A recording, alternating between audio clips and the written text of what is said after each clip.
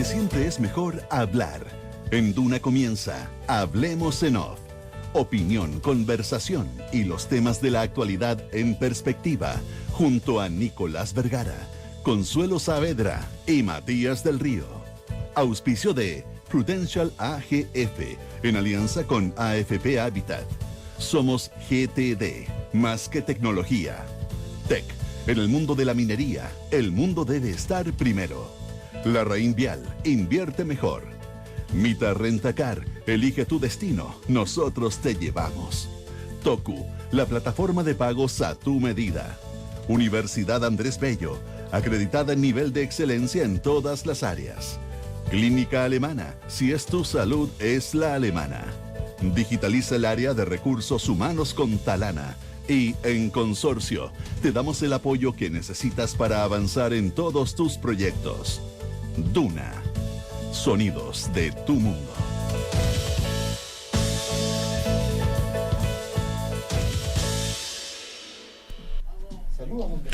¿Qué tal? ¿Cómo están ustedes? Muy buenos días, Nico. ¿Cómo estás? Bien, bien. Estaba terminando de mandar un WhatsApp, así que estaba desconcentrado.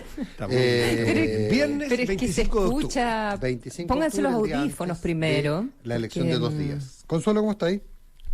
Pónganse los audífonos, entran los dos atrasados. No. El Nico le dice a Matías que salude. yo siempre- Esto parece el programa de día viernes, por Dios, chiquillos. Bueno, parece que es viernes. Muy Yo bien.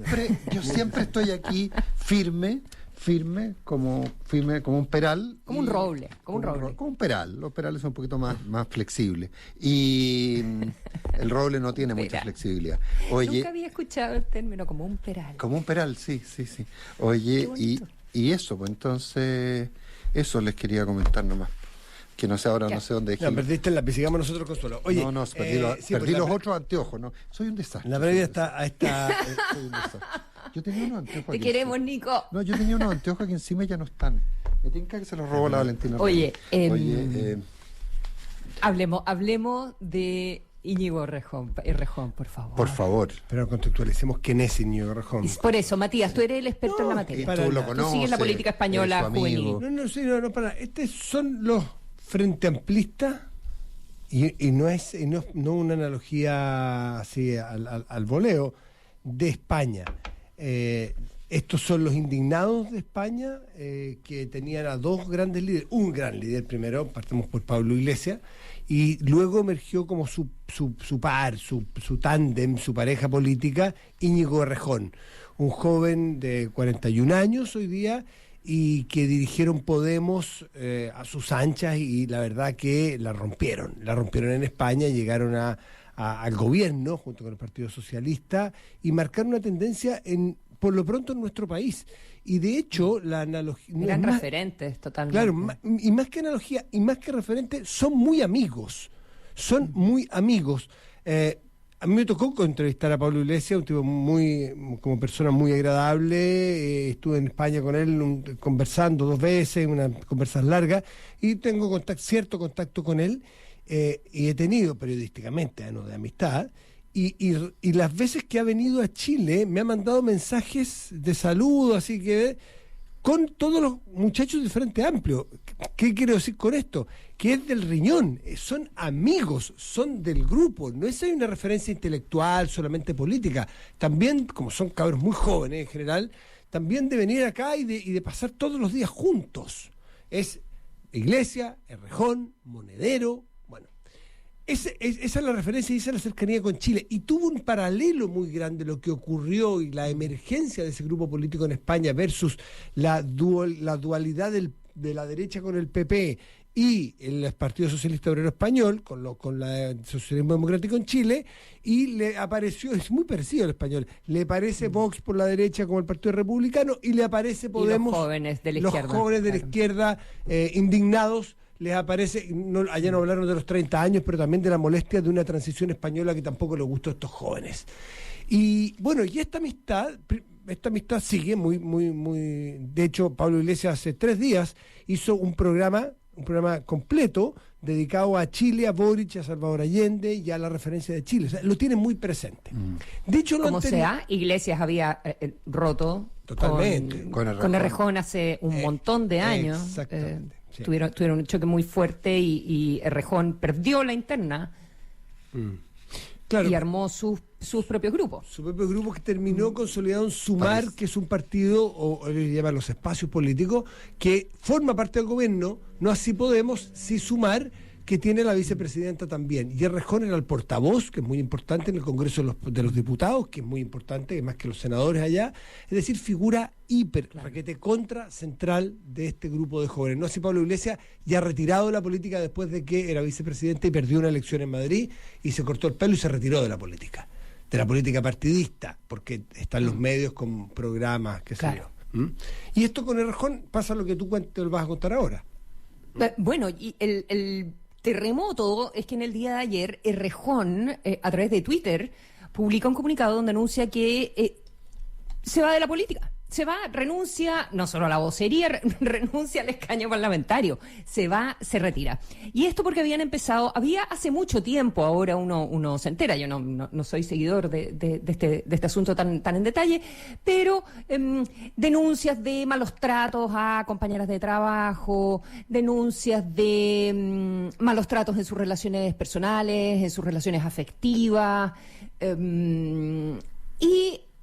finalmente una periodista empieza a publicar en Instagram denuncias anónimas en principio y ahora están ya siendo más públicas, que básicamente apuntaban a un personaje que todos empezaron a darse cuenta que efectivamente era Íñigo Errejón, ¿ya? Y tanto así que termina renunciando. Perdón, ¿ya? hay acusaciones, Consuelo, ya no solo que tienen nombre y apellido, sino que tienen una narración completa, como por ejemplo esta actriz Elisa, ¿cuál es el apellido? Yo no conocía. Donde ella cuenta exactamente qué le pasaba con Errejón. Errejón entraba a una pieza donde estaba ella, cerraba la puerta y la abordaba, la tocaba, sin naturalmente su consentimiento, es decir, ataques explícitos, no como lo trata de decir en su carta Errejón de que había tenido actitudes patriarcales y poco feministas, sino que eso es lo increíble, la redacción del comunicacado de renuncia. Con todo el engrupimiento. Sí, eso es lo más impresionante. Con todo el engrupimiento. Desde el pedestal. Bueno, entonces, ojo, para aclarar esto, no estamos hablando... El pedestal es muy bajo, yo encuentro. No estamos hablando de actitudes... Como el Olimpo. No estamos hablando de actitudes machistas y paternalistas. Ni patriarcales, perdón. Estamos hablando de ataques físicos, sexuales, directamente. No, pero es que... Eso es lo que acusan las víctimas. Sí, no, lo sé. No, sí, está bien. No un desprecio al movimiento feminista. No, claro, y él lo relativiza y todo otro. Pero lo que pasa es que a mí, no sé si a ti, Consuelo, me llamó mucho la atención, estaba buscando, no encuentro, la redacción del comunicado, de este Twitter, en el cual él hace como una especie de, es como una especie de sacerdote que reconoce haber caído en la tentación, pero sigue creyendo en el dogma y sigue representándolo. No sé, puede que esté exagerando, pero esa sensación me quedó. Y además de minimizar el tema absolutamente. O sea, son pequeños desvíos míos y yo mismo me exijo a mí más que al resto y yo no puedo permitirme estas actitudes que en otros serán perdonables pero en mí no. Y estamos hablando de cosas bastante más como tú decías. Hay una descripción que salió hace un tiempo, que esa era sin nombre, de conducta directamente, yo no sé en España, pero en Chile serían consideradas delictuales. Sí. Bueno, él en el fondo lo que dice, y por qué le estamos dedicando este tiempo, porque habla de una cierta, de una autopercepción, ya desde dónde tú hablas, desde qué moral te instalas en tu acción política. Yo siempre necesito la Consuelo para que... Errejón lo que dice es que él es víctima.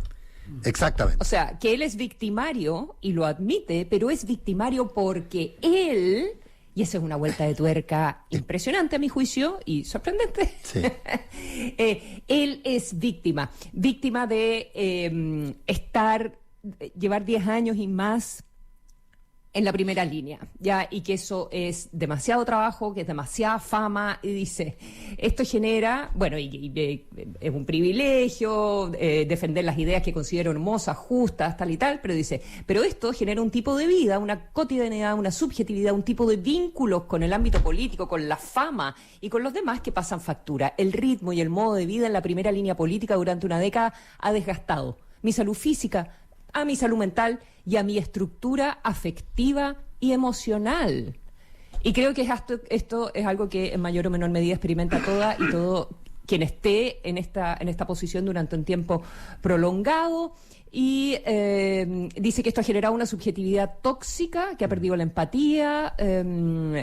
Y que se ha visto envuelto en un mundo... Y que esto lo multiplica en el caso de los hombres, como él, esto lo multiplica el patriarcado. Él es una víctima del patriarcado. Es una víctima del patriarcado, es una vez más, es víctima. Finalmente, sí, él, sumo sacerdote, cayó ante el peso de la historia y por lo tanto la culpa la tiene el patriarcado. Y tiene otro grave y después problema. llega el límite de la contradicción. Con esto ya me callo, pero es que es un... ya sé dónde vas. Si es eso, era lo que iba a decir yo. Dale. Dígalo usted, por favor. No, que él se ve un poco prisionero viviendo en el mundo del neoliberalismo versus la sociedad que él quiere construir. Y la sociedad Dice con que la llega que el él límite sueña. de la contradicción. Este es el límite de la contradicción entre el personaje y la persona, entre la vida neoliberal y ser portavoz de alguien que defiende un mundo nuevo, más justo y humano. Esto no es nada distinto, Consuelo y Nicolás, a lo que le pasó también a Pablo Iglesias, que los escándalos que tuvo fue justamente porque vive en uno de los barrios caros de Madrid. Esto es lo que le ocurre también... Culpa que existan barrios caros. Probablemente. Esto exactamente... Él vive en un barrio caro porque existen los barrios caros. Es lo mismo que le pasa a José Luis Ábalos, que es otro personaje de estos que es menos conocido, que tiene que abandonar un departamento de lujo pagado a su pareja, y ahora a Errejón que le pasa esto.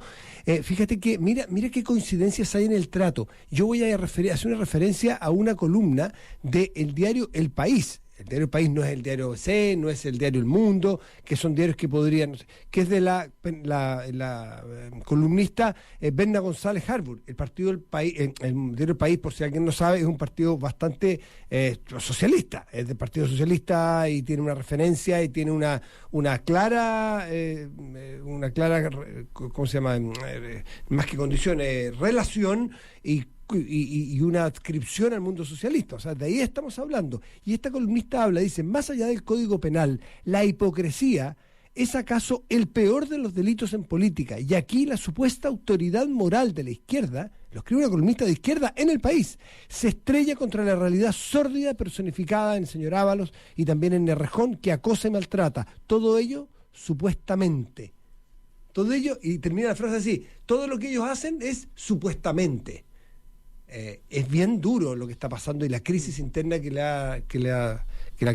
el mismo problema que tuvimos aquí con las autoridades morales y luego con los casos convenios, luego con los casos de abuso pero Errejón llega a unos abusos dialécticos es que él siempre fue un tipo de una altísima conciencia de sí mismo respecto de su aporte cultural, de su aporte intelectual. Quizás Pablo ahí Iglesias parte el problema. Ahí parte el problema, claro. Porque Pablo Iglesias era el más militar, era el hombre que se subía y era el hombre que arengaba a las masas. Errejón era el chico Mateo, de anteojos potobotella, lo digo yo que tengo no nada contra nadie, porque los míos son peores que los de él, pero que él sí era un hombre intelectual de citas muy profundas, de frases muy alambicadas, que la gente quedaba con la boca abierta, no solamente por su significado, sino porque no entendía nada de lo que decía. Bueno, y Errejón ha caído como caen los seres humanos, no más que eso, no es peor tampoco, ¿eh? Y fíjate que el título de esto... Pero en vez de decir, perdón, me he equivocado todo este tiempo y me guardo... Soy una víctima más. El título de esta columna, de una columnista de izquierda, en el diario El País de izquierda, el título creo que dice bastante. ¿Alguien creía que el acoso sexual es de derecha? Pero... El título de esta columna del País, que es interesante para la autocrítica, que lo tienen que hacer todos los sectores, todos los sectores. Me carga la autorreferencia, pero en ese punto les recomendaría escuchar una entrevista que le hicimos el día miércoles a Constanza Martínez con María José Ochea en Terapia Chilensis. Si tienen la oportunidad, les recomendaría escucharla. No dice eso, básicamente, pero básicamente el sustrato es que finalmente quienes no han estado del lado del feminismo históricamente no pueden referirse a esos temas. Estoy exagerando, me encantaría que lo escucharan. Pero ojo, está muy instalado eso, está muy instalado eso. Y causas como el feminismo, si no son de izquierda, no son causas, en fin. Y eso también busca y muestra cómo se plantean en sus vidas privadas respecto a estas cosas quienes piensan y sienten finalmente aquello. Oye, 8 de la mañana con 23 minutos.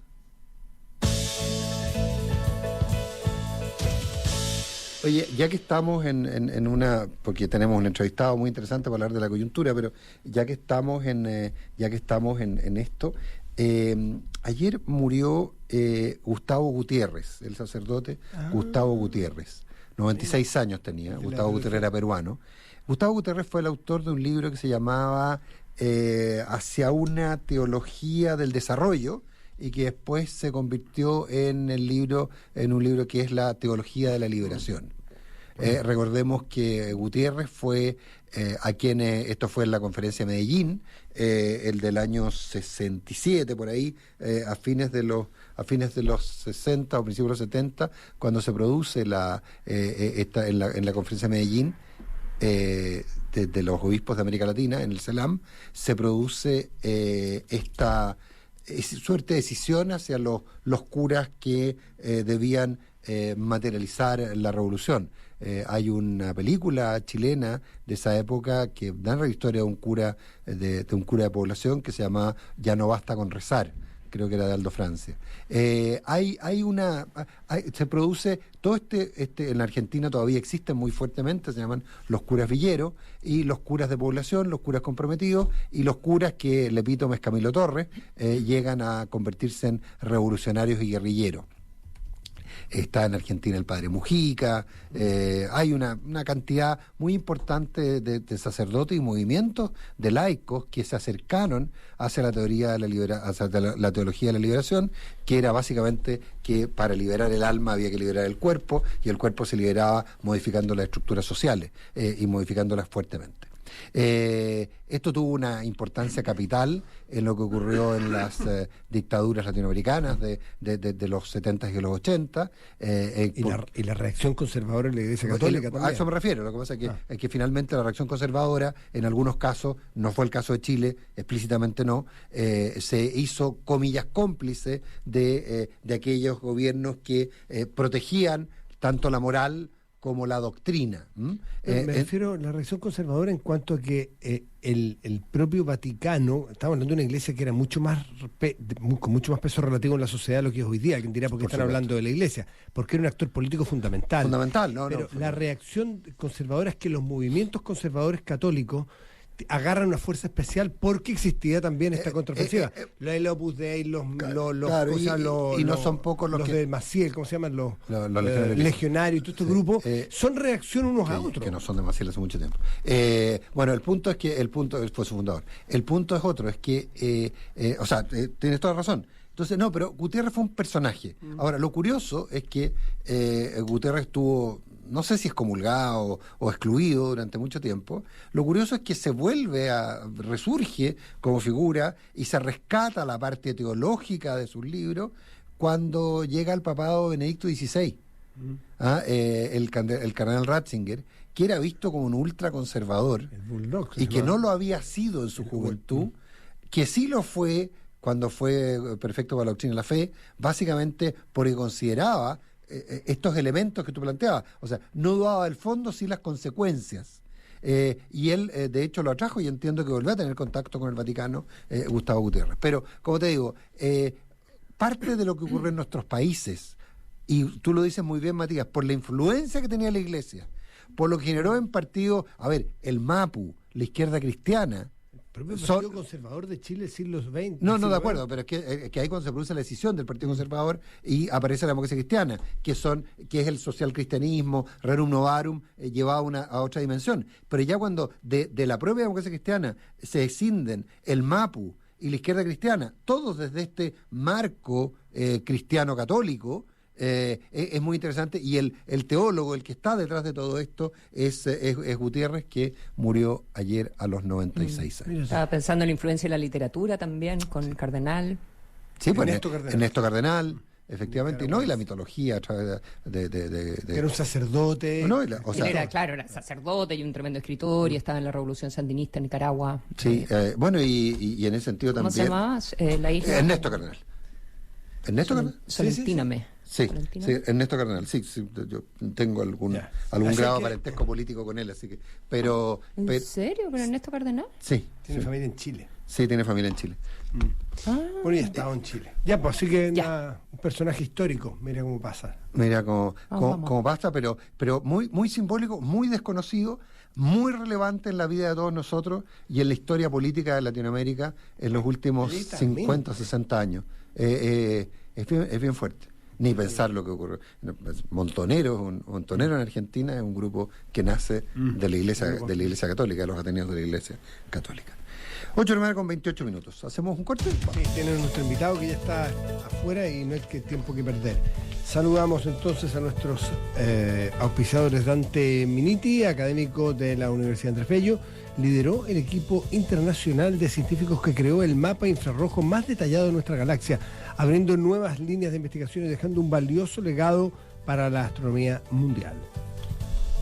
En GTD son más que tecnología, miles de kilómetros de fibra óptica y una robusta red de data centers. Conecta tu hogar y digitaliza tu empresa con la mejor experiencia. GTD, más que tecnología. Después de almorzar, si caminas solo 10 minutos en vez de seguir sentado, reduces los niveles de azúcar en tu sangre en hasta un 35%. Tu bienestar está en tus manos. Clínica Alemana, si es tu salud, es la alemana. ¿Y sabías que con Mita y Funcopec llegas más lejos? Todo gracias a una promoción exclusiva para clientes Funcopec. Reserva en mita.cl y accede a un cupón de descuento de 50 pesos por litro en combustible, además de un 25% de descuento en tus arriendos diarios de autos en Mita Rentacar.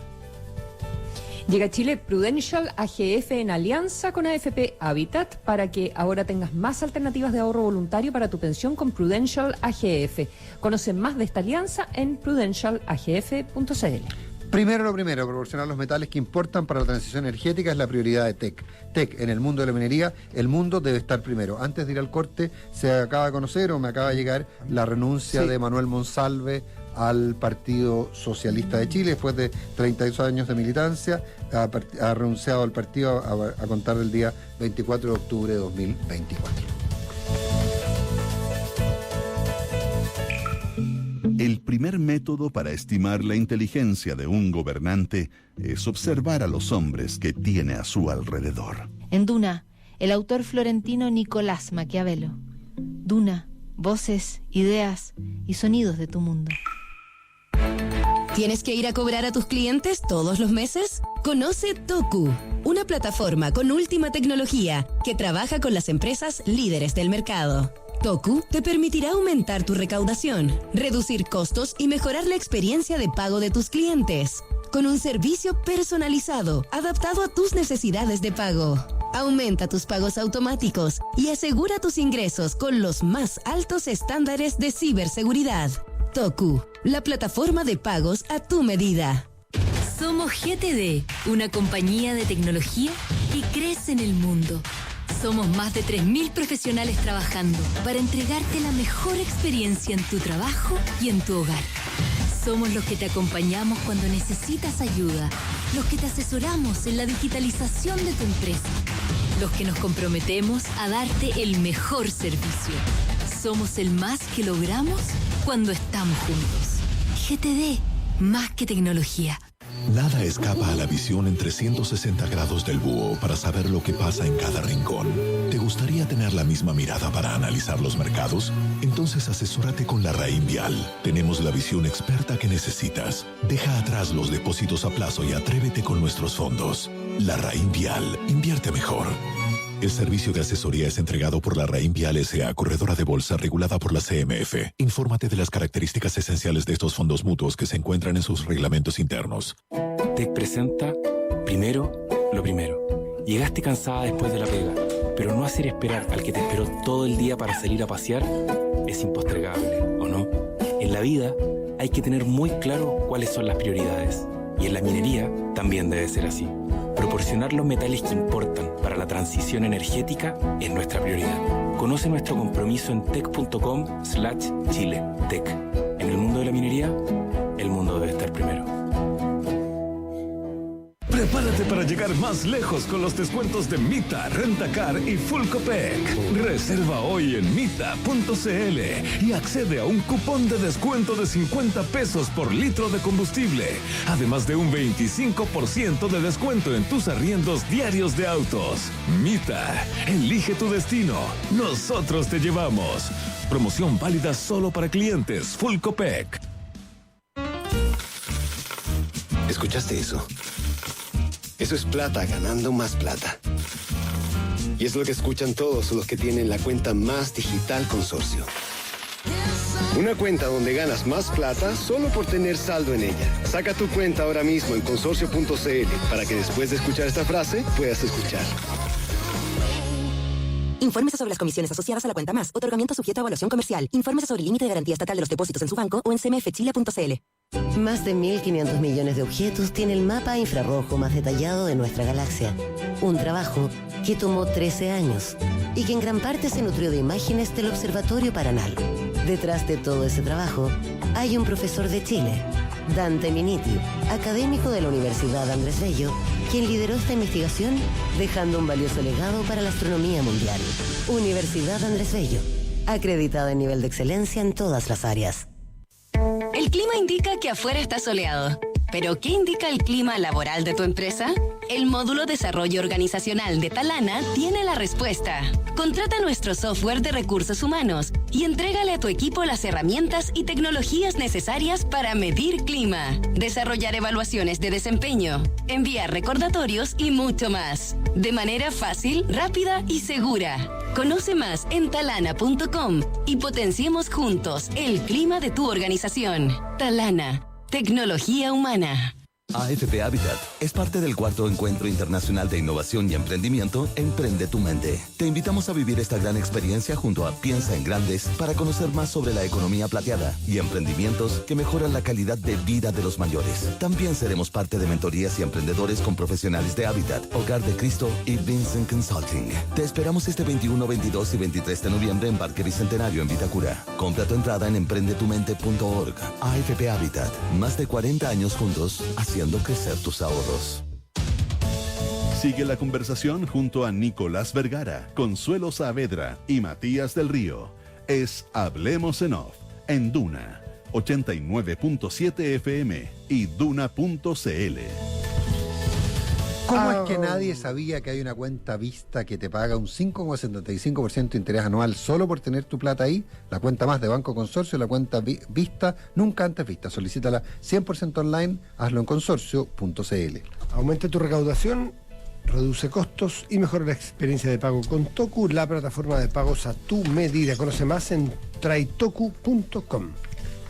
¿Cuántas solicitudes tienes que gestionar hoy? Hazlo sencillo con Talana y su plataforma de recursos humanos, que además de ser fácil de usar, es estable, segura y confiable. Conoce más en talana.com. Talana, tecnología humana.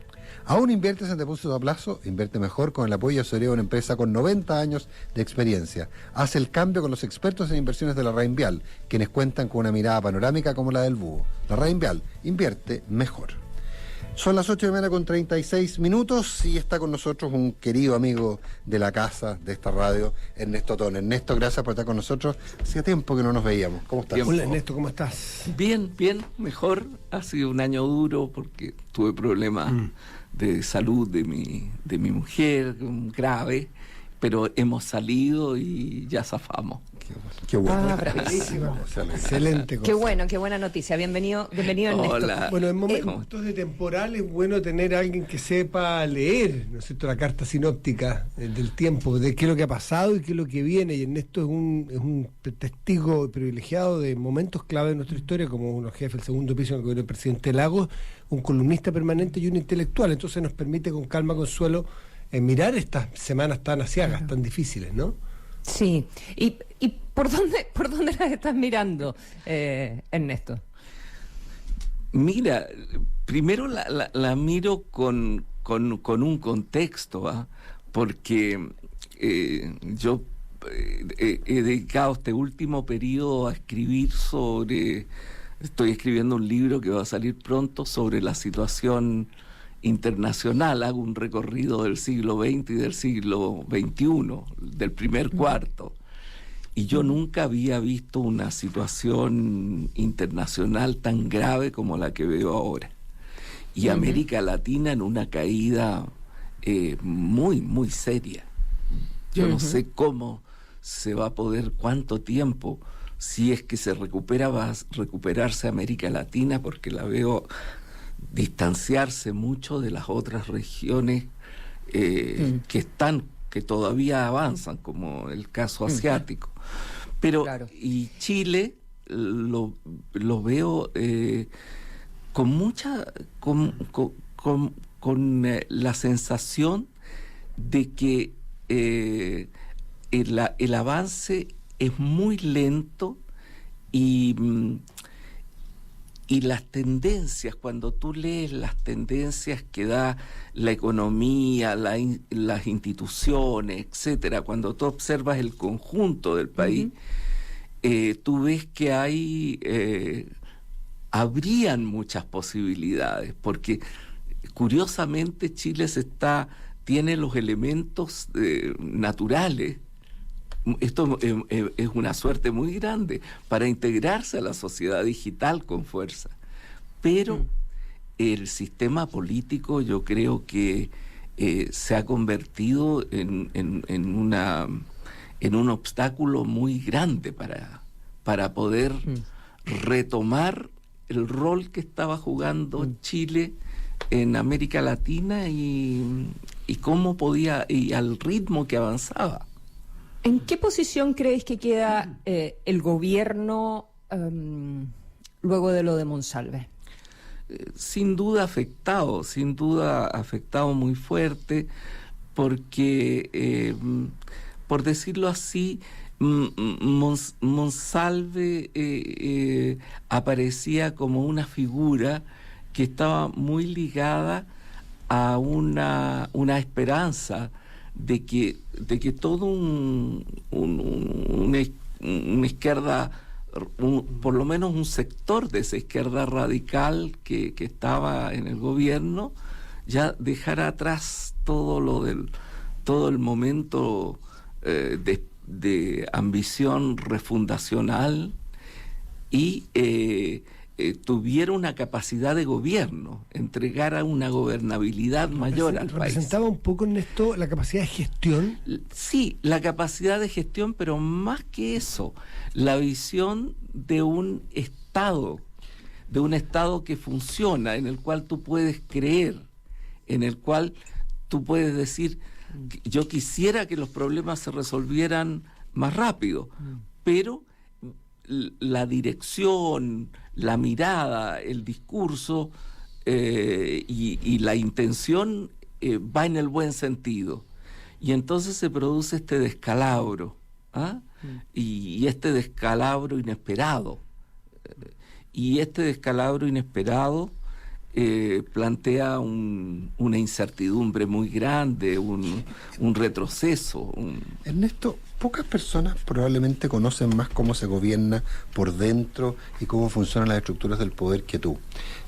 Básicamente por tu participación durante el gobierno del presidente Lagos, pero por tu vínculo finalmente con todos los gobiernos de la Concertación. Probablemente es poca la gente viva, que lamentablemente algunos han dejado, que sabe más que eso.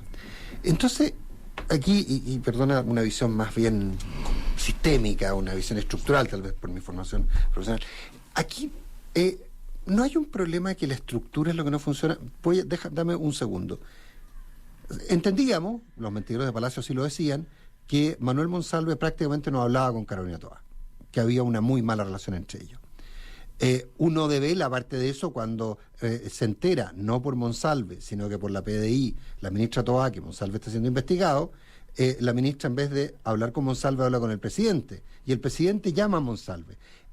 Todo lo que ocurre después y antes no tiene que ver con esa anomalía estructural, en términos que no hay estructura que soporte las relaciones entre funcionarios y que saque de la línea al presidente de la República, porque esta autonomía de Monsalve respecto a su propio jefe era lo que llevó probablemente en su minuto a actuar utilizando la estructura del Estado en su beneficio, etcétera. Entonces, ¿no será que estamos frente a un tema organizacional casi? Pero es que estamos frente a un tema organizacional en toda la estructura política del país.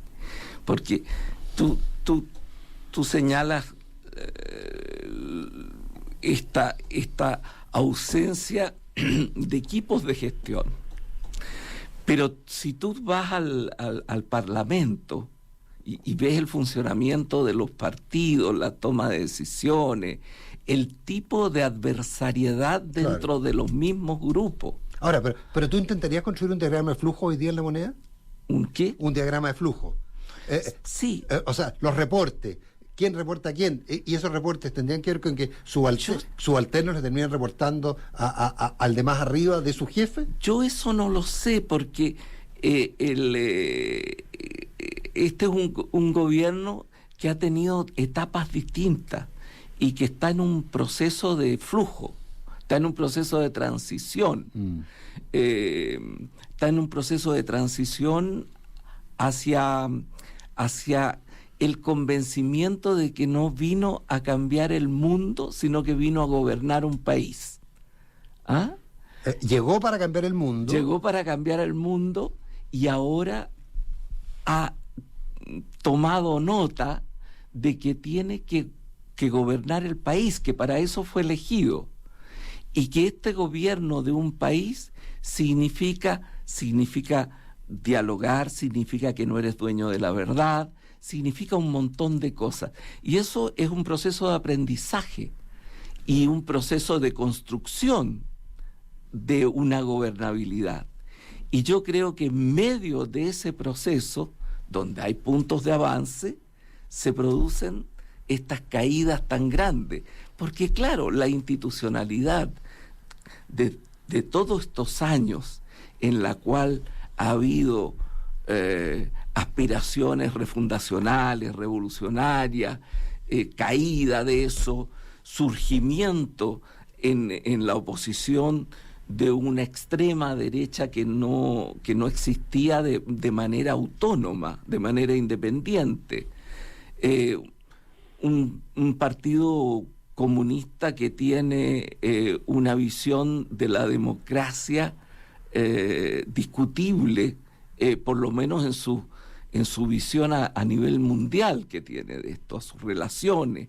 En fin, es todavía un país que no se constituye como un sistema, con un sistema político capaz de retomar un proceso de crecimiento, de maduración, de comprensión de los nuevos fenómenos en el mundo y de una gobernabilidad que permita volver a una esperanza. En esto, Tone, el sistema político, más o menos todos los expertos coinciden en que es la sala de máquinas, es el eje por el cual pudiera, o no la varita, pero al menos una llave maestra que pudiera destrabar un montón de otras puertas, ¿no es cierto? Y otras cerraduras. El problema es que uno ve que quienes tienen la llave para meterla en la cerradura y dar la vuelta y poder abrir esa puerta son los propios políticos. Y a los propios políticos parecen no tener los incentivos para ejercer ese poder que tienen. Entonces es una trampa en sí misma. Y aquí la pregunta, dada la comparación que tú puedes tener hacia atrás, es cuánto, porque nosotros que nos dedicamos a esto más o menos también tenemos una visión pero mucho más corta que la tuya, es mucho más parcial. ¿Cuánto ves tú referencia a los políticos del regreso a la democracia, por ejemplo, en que viven muy encapsulados, viven muy en un reality, viven en un grupo de autorreferencias entre ellos? Sus amigos, sus adversarios y sus amigos están ahí dentro. El trabajo que sienten que tienen que hacer es en conexión con ellos mismos y con sus grupos de referencia o de oposición. Tienen menos conexión en este mundo hiperconectado. Tengo yo la sensación de que viven menos conectados con los que le pasa afuera y que son al final a las personas que supuestamente ellos representan, por las cuales trabajan y a las cuales le deben su vocación. Entonces, quiero que me cuentes. O sea, tú dijiste una cosa que a mí me parece que es importante tomarla en cuenta con seriedad, que estamos en un periodo, digamos, donde el cambio de dónde se realiza la política es muy grande. Y eso es en parte responsabilidad de los políticos, pero en parte un cambio que se da porque estos fenómenos que tú señalas, yo los veo, a lo menos en Occidente, digamos, donde existe la democracia como sistema político, veo que hay una crisis muy extendida y muy generalizada, incluso en Europa. Es muy fuerte esta tendencia a la polarización, a todo esto. Y una relación muy feble, muy lábil entre ciudadanos y legitimidad de los representantes. Digamos, vivimos un momento, un cambio de era en la cual este fenómeno es muy fuerte. Y se produce esto que tú señalas. Se produce que no es que se haya perdido la brújula de una visión larga, de un concepto estratégico. Es que no existe ese concepto estratégico. No se hace política con una visión de qué país se quiere. Comienzan a hacer muy fuerte la no existencia de consensos básicos. De consensos básicos de convivencia. Entonces tú tienes esta sensación de un desorden generalizado, ¿no es cierto? Donde tú ves que no es legítimo, que empiezan a haber problemas de legitimidad de la fiscalía, que empiezan a haber problemas de corrupción en fuerzas de orden, ¿no es cierto? Donde tú empiezas a ver que esta nueva criminalidad global afecta a las instituciones del orden. Cuando tú ves que en el otro poder, porque tú tienes el poder judicial como poder autónomo, que a los demócratas nos interesa que sea un poder fuerte y autónomo, y este poder comienza a tener problemas serios. Entonces tú ves los problemas, los ves radicados prácticamente en todo el panorama. En todo el panorama. Ernesto Tone, cuando uno habla de una visión estratégica, de reconectar con la ciudadanía, yo no sé si es una visión estratégica, pero es fundamental para un gobierno que lo que dice se traduzca en actos, o aquellos principios se traduzcan en actos concretos, y creo que en ese sentido también hay que entender las palabras del presidente ayer, donde dice que le cree a la víctima de Monsalve, ¿ya? Que en realidad es un poquitito un control de daños, pero es muy enfático en decir yo le creo. Esa es la frase que él busca instalar. ¿Es suficiente eso? ¿Y dónde están los principales errores en el manejo de esta crisis, crees tú? Yo creo que en lo que el filósofo Pascal llamaba la confusión de órdenes, digamos, la confusión de las tareas. A ver, para hablarlo en coloquial o en chileno, el problema es cuando el payaso se sube al trapecio y el trapecista empieza a contar chistes, digamos. Es decir, cuando nadie hace lo que le corresponde. Entonces, frente a un caso extremadamente grave, golpeador para la sociedad, tú tienes que proceder de acuerdo a reglas de cómo se procede, no a estados de ánimo. Y en la medida en que eso se haga de esta manera, la gente sabe a qué atenerse. Certezas mínimas. Porque tú no puedes actuar en base a tu estado de ánimo cuando estás en el poder. Había un primer ministro de Francia, Fabius, que decía... Laurent Fabius. Que decía, el primer ministro de Francia no tiene estados de ánimo. que es una frase un poco francesa, cartesiana, digamos, pero que te refleja una cosa. Tú estás investido por el tema de la representación y de tu responsabilidad en el Estado. Es un poco habitar el cargo. Por eso, ¿no? Claro, pero habitar el cargo es una expresión errónea, a mi juicio, porque tú no habitas un cargo, tú no la habitas tú estás investido por un cargo. Tú eres el cargo. Tú eres el cargo, tú tienes un deber con el cargo. No es que tú lo vayas a habitar con tus particularidades y tus claro, porque sonrisas, cuando uno habita uno puede cambiar el decorado. No, aquí no uno puede cambiar la posición de los muebles. Aquí no se cambia la posición. Tú tienes que... Tú conoces, déjame llevarte un punto que es relevante en tu propia biografía. Tú conoces de la evolución política en lo personal. Tú vienes del Partido Comunista, has escrito, ¿no es cierto? Y has pasado a una socialdemocracia, en fin.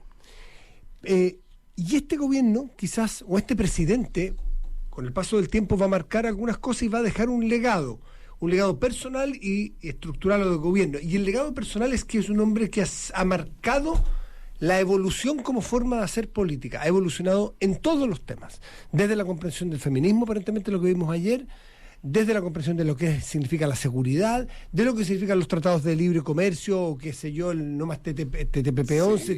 O sea, en todo es una evolución. Cada punto que uno marque es una evolución en el presidente Boric.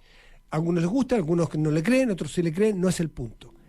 La pregunta clave es si su sector ha evolucionado, y qué crees tú que va a pasar cuando venga el test ácido de cuando sean oposición nuevamente. ¿Cuánta evolución van a haber demostrado de que quieren ser parte de la institucionalidad y no de la refundación de un país? Mira, yo aprecio mucho lo que ha pasado con el presidente. O sea, lo aprecio mucho, verdaderamente. Yo creo que hay una evolución sincera hacia la comprensión de la gobernabilidad del país. Yo creo que es un hombre que ha tomado posiciones en defensa de la democracia a nivel internacional. Todas esas cosas yo las aprecio. Yo no sé, y ahí yo tengo la misma duda que tienes tú y que tiene todo el país, si esto está permeado al sector, a sus cercanos, si eso está conectado, si eso va a producir que tengamos una nueva fuerza al interior de la democracia, convencida de la democracia. Yo creo que eso todavía yo no veo firmeza en esas convicciones en quienes pertenecen a su misma historia. ¿Ya? La historia nuestra, la historia de quienes estuvimos en la Concertación, en fin, era una historia de una convicción profunda de que el camino de Chile tenía que ser un camino democrático, gradual, y que teníamos que ir avanzando en este camino, en este sentido. Eso puede ser criticado, puede decir por qué no fueron más rápido, por qué esto no lo hicieron. Yo creo que había una toma de posición en la cual se enfrentaron, hubo un cambio, una evolución muy firme. Yo veo elementos de esa evolución acá también, pero no estoy claro de si esa evolución corresponde a un movimiento amplio o son virtudes que se centran en el presidente. Y también hay que ver con cuánto daño, hablando de la coalición de gobierno, con cuánta dañada queda con este episodio, ¿verdad? Y con las diferencias entre ministras que son muy importantes, pero que yo me imagino que irá a haber un rebaraje ministerial pronto. Sí, de aquí a fin de año, de todas maneras. Yo creo que esto es extraordinariamente negativo para una mejor evolución de todo esto. Porque a mí me parece que lo ideal es que este gobierno, donde se dio la mayor separación de la sociedad en el momento de la primera convención de la convención constitucional, hay un camino posterior que es un camino constructivo, que va avanzando. Y esto yo creo que es un golpe a ese avance. Es un golpe muy fuerte a ese avance. Porque aquí, por decirlo así, la tragedia humana ha venido no en los sectores radicalizados, sino en los sectores que ayudaban a generar una gobernabilidad en una persona que estaba en el centro de eso. Pero perdón, nos vamos a pasar un segundo, pero ¿se puede circunscribir un sector y no a una persona? ¿No es un caso particular de una persona? Sí, de una parte es un caso particular, porque cada uno tiene su conciencia y su moral, uno es un individuo y responde, y tú no puedes juzgar a un sector. Pero la vida es más compleja cuando tú estás en una responsabilidad de poder. No, y en una lógica de competencia, en el cual el espacio que pierde uno lo gana el otro. Sí, pero el otro fue un delirio colectivo, esto es una caída personal. Sí, es una caída personal, pero que le hace un daño. Por eso te digo yo, no es una catástrofe a nivel de las posiciones políticas. Yo creo que eso hay que dejarlo claro. Pero sin duda hace daño, porque la política finalmente cristaliza en personas, mucho más en la sociedad de la información. Entonces esto hace un daño que yo espero que sea el menor posible. Pero Ernesto Otón, el tiempo nos ha consumido como siempre. Nos consumió el tiempo. Un millón de gracias, Ernesto. No, yo les agradezco. Gracias. A ustedes. Nos vemos el domingo, vamos a estar todo el día, pero fundamentalmente a contar a las 6 de la tarde con todo el equipo de Duna, siguiendo la elección de gobernadores, core, alcaldes y concejales. Que tengan un muy buen Ahí fin de nos semana. encontramos. Nos vemos, Consuelo. Buen día. Chao.